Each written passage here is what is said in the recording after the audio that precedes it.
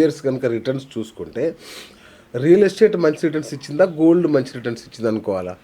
5 years మీదకి వెళ్ళి చూస్తే గోల్డ్ మంచిగా ఇచ్చింది రిటర్న్. అవునా?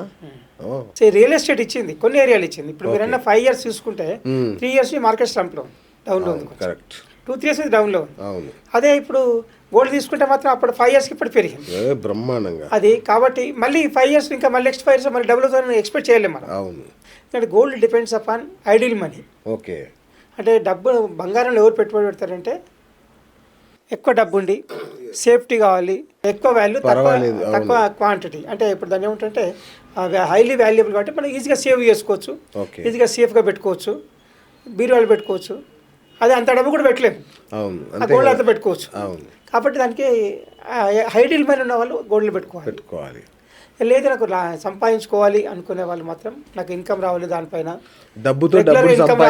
రెగ్యులర్గా ఇన్కమ్ రావాలనుకునే వాళ్ళు గో ఫర్ డిపాజిట్స్. కానీ ఇప్పుడు ఇంకా సెంట్రల్ గవర్నమెంట్ స్కీమ్స్ వచ్చాయి, ప్రతి బ్యాంకులో స్కీమ్స్ ఉన్నాయి, ఇన్సూరెన్స్ కంపెనీస్ వాళ్ళు ఉన్నాయి, ఫండ్స్ వాళ్ళు ఉన్నాయి, వాటిలో పెట్టుకోవచ్చు. రియల్ ఎస్టేట్లో పెట్టాలంటే మాత్రం మంచి డబ్బు ఉంటేనే పెట్టుకోండి ఒకటి. ఇంకోటి ఏంటంటే తక్కువ ధర ఎక్కడ ఉంటే తెలుసుకోవాలి. ఓకే. మనం రియల్ ఎస్టేట్ వాళ్ళు చెప్పిన ధర కాదు, మన దగ్గర కెపాసిటీ ఏముంది. ఓకే. ఇప్పుడు అమ్మే వాళ్ళు ఎప్పుడైనా కానీ 10 లక్షలు చెప్తారు, మన కెపాసిటీ మన దగ్గర 2-3 లక్షలు ఉన్నాయనుకోండి, మన 10 లక్షలు ఎటు కాదు, చేయలేం కదా. కాబట్టి మన 2-3 లక్షలు ఎక్కడ దొరుకుతుందని చూడాలి. Okay okay okay. ఎక్కడ అక్కడ పెట్టుకోవాలి, ఎక్కడ దొరికినా అక్కడ పెట్టేసుకోండి. కానీ వెయిట్ చేయాలి. అది అంటే అనుకున్నప్పుడు అమ్మలేము, దాన్ని అమ్మినప్పుడు మాత్రం మంచి లాభం వచ్చే అవకాశం. కాబట్టి మన అమౌంట్ మినిమం ఒక 5 to 10 lakhs ఉన్నాయనుకుంటే, మీరు లాంగ్ టర్మ్ ఒక 5 సంవత్సరాలు వెయిట్ చేస్తామనుకుంటే రియల్ ఎస్టేట్ పెట్టుకోండి. దొరికిన చోట అది కూడా మీ దగ్గరే దొరకాలి, తక్కువ రేటు దొరకాలి మాత్రం సాధ్యం కాదు. ఇప్పుడు గోల్డ్ మీద మంచి కరెక్షన్ నడుస్తుంది, ఫుల్ హైలో ఉంది. ఈ టైంలో గోల్డ్ కొనడం కరెక్టేనా? కాదు. అవునా? గోల్డ్ మాత్రం కొనడం కరెక్ట్ కాదు. సిల్వర్ కొనుక్కోండి కావాలంటే. ఓకే. సిల్వర్ కొనండి, ఏ రేట్ అయినా పర్లేదు. అవునా? ఏ రేట్ అయినా పర్లేదు, సిల్వర్ కొనుక్కోండి, పర్లేదు, సేఫ్. మన ఇన్వెస్ట్మెంట్ పోర్ట్ఫోలియోలో బంగారం ఎంత శాతం ఉండాలి? దీన్ని ఏం చేయాలంటే మనము ఇన్వెస్ట్మెంట్ చేసేటప్పుడు ఇంతకుముందు చెప్పినట్టుగా పీరియడ్ చెప్పాను. ఇప్పుడు రిస్క్ టేకింగ్ కెపాసిటీ, మన 10 లక్షలు 2 లక్షలు రిస్క్ అయితే భరించగలుగుతాము, కానీ 10 లక్షలు పోతే భరించలేదు.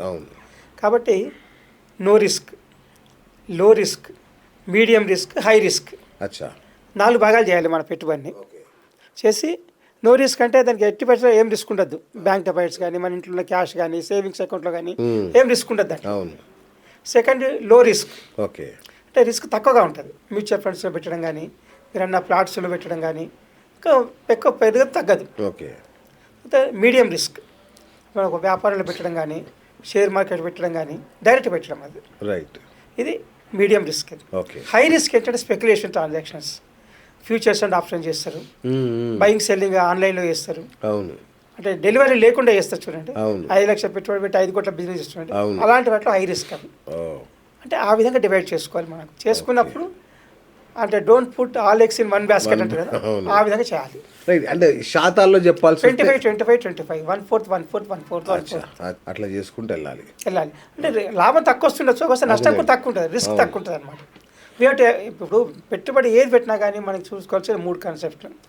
ఒకటి safety of investment, right, income, liquidity. అంటే ఎనీ టైం మనం విత్డ్రా చేసుకునే అవకాశం ఉండాలి. కరెక్ట్. ఇప్పుడు అమ్మాయి పెళ్లి పెట్టుకుంటాము, ప్రాపర్టీ అమ్మలేము, ఏం లాభం చెప్పండి. కరెక్ట్. ఇప్పుడు అంటే అందరూ మరి రియల్ ఎస్టేట్ వర్సెస్ గోల్డ్ ఏది పెట్టుకున్నా కానీ మీకు లిక్విడిటీ అనేది చూసుకోవాలి. మరి లిక్విడిటీ అంటే గోల్డ్ బెటర్ కదా? Gold better. గోల్డ్ కానీ, సిల్వర్ కానీ, మ్యూచువల్ ఫండ్స్ కానీ, షేర్స్ కానీ, ఏదైనా ఎనీ టైం లిక్విడేట్ చేసుకోవచ్చు, సేల్ చేసుకోవచ్చు. అది. సో ఇక హైదరాబాద్ విషయానికి వస్తే సార్, భూముల రేట్లు మొన్న కోకాపేటలో 150 కోట్ల ఎకరం అంట. సో ఎక్కడికి వెళ్ళిపోయింది హైదరాబాద్ అర్థం కాని పరిస్థితి. ఈ టైంలో హైదరాబాద్లో కానీ చుట్టుపక్కల కానీ భూములు కొనొచ్చా? ఎక్కడైనా భూములు కొనే అవకాశం ఉంటాయి, కొనొచ్చు, కాకపోతే రేట్ చూసుకోవాలి మీరు. అదే. ఇప్పుడు ఒక 25 సంవత్సరాలు 25 సంవత్సరాల క్రితము అప్పుడు ఈ సికింద్రాబాద్ కానీ, హిమాయత్ నగర్ కానీ ఒకప్పుడు హాట్ ప్లే ఏరియాస్. ఇప్పుడు ఒక తర్వాత బంజారీస్ అయింది, జూబిలీస్ అయింది, కోకాపేట, కొండాపూర్, గచ్చిబౌలి. కాబట్టి అప్పుడు ఉన్నాడు కాబట్టి ఇప్పుడు రేట్ అన్నమాట రాదు. అంటే మార్కెట్ ఎక్కడ పెరుగుతుందో అక్కడ ఇన్వెస్ట్ చేసి తక్కువ రేట్కి ఇన్వెస్ట్ చేసిన వాళ్ళు సంపాదిస్తారు. ఓకే. మనం చూసుకోవాల్సింది ఒకటే, తక్కువ రేట్ ఎక్కడ దొరుకుతుంది, వెయిట్ చేద్దాం. ఎక్కడ తక్కువ రేటు ఇన్వెస్టర్కి మొదటి లక్షణం ఏంటంటే తక్కువ ఎక్కడ దొరుకుతుంది, ఓకే, ఆ తక్కువ ధర తీసుకొని పెట్టుకోండి. అచ్చా అచ్చా. ఏది ఎక్కడే తక్కువ దొరుకుతుంది అంతే. రైట్. ఇది బబులా, ఇది రియల్ ఎస్టేట్ రేట్లు తగ్గే అవకాశం ఉందా? తగ్గదు, పెరగకపోయినా కానీ ఆగిపోయినా కానీ సంవత్సరం లోపల డబుల్గా ఇప్పుడు 4-5 సంవత్సరాలు పెరగలేదనుకోండి, ₹1,00,00,000 పెట్టారనుకోండి, 4-5 సంవత్సరాలు పెరగలేదనుకోండి, ₹1,50,00,000 అవుతుంది లోన్ తీసుకుంటే. మీ డబ్బు అయితే పర్వాలేదు. ఇంకోటి రియల్ ఎస్టేట్లో పెట్టుబడి పెట్టే ఎప్పుడైనా కానీ మన సొంత డబ్బు పెట్టండి, అప్పు తీసుకొని పెట్టకండి. మీరు ఎంత ఉండండి, మీరు ఎంత ఉంటే అంత పెట్టండి, లేకపోతే పెట్టకండి, పర్లేదు. కానీ అప్పు తీసుకొని పెడితే మాత్రం ఖచ్చితంగా ఆ ఇంట్రెస్ట్ బర్డెన్ ఎక్కువ అవకాశం ఉంటుంది, ఈఎంఐ ప్రాబ్లం అవుతుంది, మెంటల్ టెన్షన్, ఫైనాన్షియల్ టెన్షన్, అన్ని విధాల టెన్షన్ అయ్యే అవకాశం. రియల్ ఎస్టేట్లో పెట్టడానికి మొదటి లక్షణం రియల్ ఎస్టేట్ గోల్డ్. మీ సొంత డబ్బులే పెట్టండి, ఎంత ఉంటుందో పెట్టండి. Correct correct. వెయిట్ చేసే టైం అంతా వెయిట్ చేయండి, వస్తుందే పెట్టకండి, సేఫ్టీ కోసం పెట్టండి. ఇప్పుడు హెచ్ఎండిఏ ఉంటుంది, అట్లాగే డిటిసిపి ఉంటుంది. ఈ రెండిట్లో ఏది బెస్ట్ ఇన్వెస్ట్ చేయడానికి? ఏదైనా ఒకటే, అప్రూవ్డ్ అథారిటీస్ కాబట్టి ఏదైనా అప్రూవ్డ్ అథారిటీ కాబట్టి మనకు సేఫ్టీ ఆఫ్ ఇన్వెస్ట్మెంట్, ఎలాంటి రిస్క్ ఉండదు. కాకపోతే ఏంటంటే దాంట్లో కూడా ఏమైనా ఉందా అని మనం సెకండ్ కన్ఫర్మ్ చేసుకోవాలి, లీగల్ ఇష్యూ కన్ఫర్మ్ చేసుకోవాలి. ప్రతి లీగల్ పర్చేజ్ చేసే ముందు, రియల్ ఎస్టేట్ పర్చేజ్ చేసే ముందు ఒక అడ్వకేట్ ఒపీనియన్ తీసుకోండి. సేల్ డీడ్ కానీ అగ్రిమెంట్ కానీ అడ్వకేట్ ద్వారానే చేయించండి, రిజిస్ట్రేషన్ తర్వాత వేయించండి. ముందు మాత్రం లీగల్ ఒపీనియన్ ఒకటి, ఇంకోటి మాస్టర్ ప్లాన్ ఉంటుంది. ఆ మాస్టర్ ప్లాన్ ప్రకారం ఇది దాంట్లో ఎఫెక్ట్ అయిందా లేదా చూసుకోవాలి. అంటే కొన్ని ఇండస్ట్రియల్ ఏరియాలు ఉంటాయి, వాటర్ జోన్లో ఉంటాయి, కొన్ని ఏమో రెసిడెన్షియల్ ఏరియాలు ఉంటాయి, అలాంటివి చూసుకోవాలి. లేకపోతే ఇండస్ట్రియల్ ల్యాండ్ తక్కువ రేటుకు దొరుకుతుంది కొన్నామనుకోండి, అట్లా రేట్లు కట్టలేదు, అది చూసుకోవాలి. ఆ ఏరియా జోన్ చూసుకోవాలి. కొన్ని గవర్నమెంట్ ల్యాండ్స్ ఉంటారు, అది కూడా చూసుకోవాలి. ఇలాంటి వాటి చూసుకొని దానికి ప్రొసీజర్ ఫాలో అయిందా లేదా, దాని ప్రకారం జీవో ఇష్యూ అయిందా లేదా చూసుకొని అది పర్చేజ్ చేసుకోవాలి. దానికి advocate is real correct person. ఇంకోటి దానికంటే legal adviser, bank legal advisers ఉంటారు, బ్యాంక్ అని అలాంటి వాళ్ళ ఒపీనియన్ కూడా తీసుకుని ఇంకా మంచిగా బెటర్. కరెక్ట్, బాగా చెప్పారు. అవును, బ్యాంక్ లీగల్ అడ్వైజర్స్ పోతుంది ఫీజు అంతే కానీ, బట్ ఈ they will give correct advice మనకు. కరెక్ట్. ఇంకోటి ఏంటంటే ప్రతి వ్యక్తి కూడా తనకు ఫ్యామిలీ డాక్టర్ ఉండాలి, ఫ్యామిలీ అడ్వకేట్ కూడా ఉండాలి, ఒకరికి కంపల్సరీ ఉండాలి. ప్రతి విషయంలో మనకు సలహాలు సూచనలు ఇవ్వడానికి ఉంచుకోండి. ఛార్జ్ అవుతుంది, ఏమవుతుంది, దానివల్ల మనకు ప్రయోజనం పెరుగుతుంది తప్ప నష్టం జరగదు. ఇప్పుడు హైదరాబాద్లో ఒక ఫ్లాట్, హైదరాబాద్ కావచ్చు, వేరే ఎక్కడైనా ఒక అపార్ట్మెంట్లో ఫ్లాట్ కొని దాన్ని రెంట్కి ఇవ్వడం బెటరా, ఒక ఓపెన్ ల్యాండ్ కొనుక్కొని అట్లా వదిలేయడం బెటర్? దానికి డబ్బు ఎక్కడి నుంచి వచ్చేది ముఖ్యం.